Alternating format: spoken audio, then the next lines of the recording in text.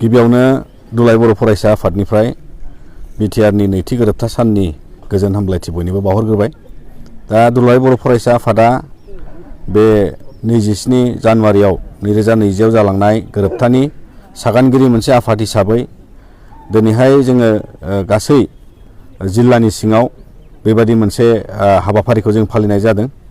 जे हाबाफारिजों दिनैहाय जोङो गिदिरथार हाबाफारि खुंनो हानायनि मोनसे थासारि जायाखै, जायाव कभिडनि माखासे गोदान प्रट'कल होनानै जोंखौ पाब्लिक गेदारिंआ माने खाबु होआखै। दा बिनिखायनो दिनै दुलाय बर' फरायसा आफादा गासै मेलेमजिबि आरो लोगोसेयै समाजनि दैदेनगिरि गासै बिथांमोनखौ लानानै जोङो बेबादि मोनसे फिसा सावरायनाय हाबाफारि आरो बेयाव दुलाय बर' फरायसा आफादनि फिरफिला बिरहोनायजों लोगोसे मुंख्लंफोरनो मान बावनाय, बड'फा उपेन्द्रनाथ ब्रह्मनो बिबार बावनाय, दा दिनै आं बेयाव चिरां जिल्लायाव बाहागो लादों आरो लोगोसे बेबादिनो जोङो मिजिंथिदों जे दिनैनि नैथि खेब जि बिटिआर गोरोबथाया 2 बोसोर जाबाय। दा बिनिफ्राय जोङो दुलाय बर' फरायसा आफादा गासै जि हाबाफारिखौ दिनै बिटिआरजों दफा माने हिसाबै मावफुंनायजों लोगोसे आसाम सरकार भारत सरकारा गोबां मावफुंनायजों लोगोसे जोङो जोबोद साबायखर बावदों आरो माखासे जि आद्रा थानाय खामानि दङ बिथांमोनहा मावनो थाखाय साखाफारा जानायखौ जोङो मिथिदों आरो बेयाव जिफोर मेन खामानि जानानै दङ बे खामानिया दासिम सोलिगासिनो दङ।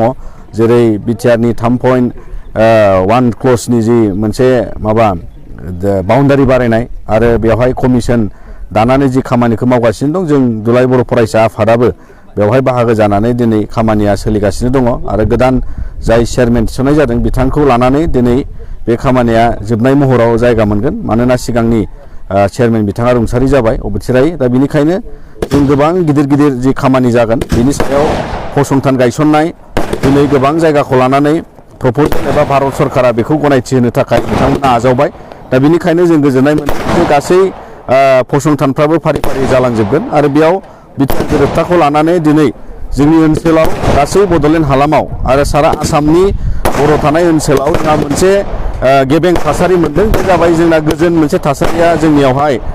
गेबेङै बावहाय जायगा मोनबाय आरो गाव जि खुंथायजों बिटिआर हालामा दिनै 9 जिल्ला जाबाय आरो बेखौ लानानै फैबाय थानाय समाव ओनसोल बारायोबा जोंना जिल्ला बांगोन आरो बिनिखायनो जोंहा नैबे गोजोन थासारि एबा बे गोजोन गोरोबथाखौ लानानै जों गेबेङै दुलाय बर' फरायसा आफादा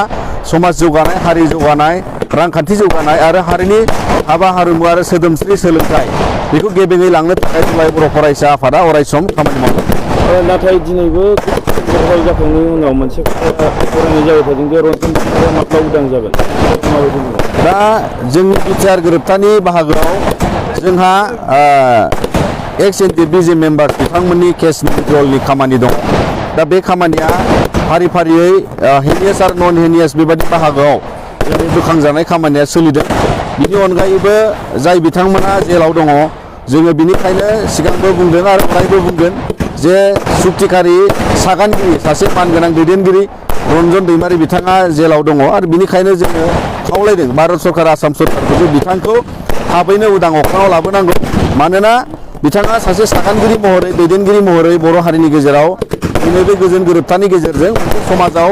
गोजोन गनायथिखौ होनो थाखाय बिथाङाबो दिनैहाय आवगायनाय सासे दैदेनगिरि आरो बिनिखायनो बिथांखौ मान होनानै जोङो बेबादि सासे दैदेनगिरि बिथांखौ उदां अख्राङाव लाबोनांगौ आरो दुलाय बर' फरायसा आफादा गासै केस विड्रल जानांगौनि थाखाय आरो बिथांमोनखौ रिहाबिलिटेसन जि मोनहोनाय आरो मोनबावनांगौनि थाखाय जोङो दिनै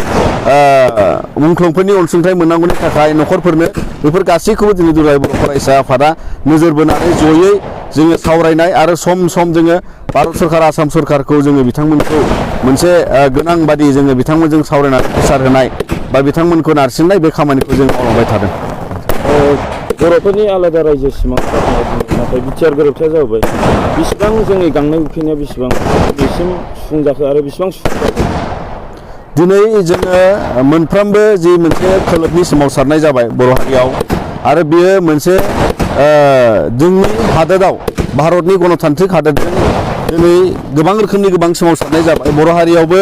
दिनै आन्दलना 2-3 रोखोमनि आन्दलन जालांबाय। बिनि गेजेराव जोंहा 3 गोरोबथा जि जालांबाय बिटिआर गोरोबथा, बिनि उनावबो दिनै दुलाय बर' फरायसा आफाद हिसाबै जोङो जिखिनि बे गोरोबथाजों गनायनानै लानाय जि खामानि मावनो गोनां दङ बेफोर गासैखौबो मावनायनि उनाव बा बेखौ मावना लाजोबनानै जोङो मोनसे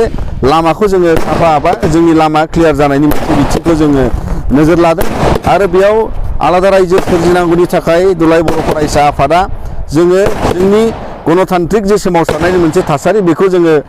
दोनथ'नाय जादों मानोना बे गोरोबथाखौ मान होनानै गोरोबथाखौ मोनसे सम मोनसे लानानै दिनै समाजाव गोजोन आरो जौगाथायखौ लाबोनो थाखाय खामानि मावनांगौनि थाखाय मोनसे थासारि जोंनि ओनसोलाव नांगौ मानोना गोबां हारि आरो देशफ्रावबो बेबायदि गोलाव सम सोमावसारनाय मोनसे थासारियाव थानायनि उनाव मोनसे जोबनायनि महर फैयो बे जोबनायनि महराव जोबथा जि महर फैगोन बेखौ जों दाबो मोननो हायाखै आरो बिनिखायनो बे गोरोबथाजों जिफोर खामानिफोर मोनबाय मावनांगौ दं हारि जौगानायनि थाखाय समाज जौगानायनि थाखाय बेखौ जोङो लांनानै दान्दिसे सम दुलाराय बर' फरायसा आफादा बेखौ नोजोर बोनानै जोङो जोंनि ओनसोलखौ अन्तत' गोजोननायजों दावगाहोनो थाखाय मोनसे सुजुग मोननायनि मोनसे खाबुखौ जों लादों।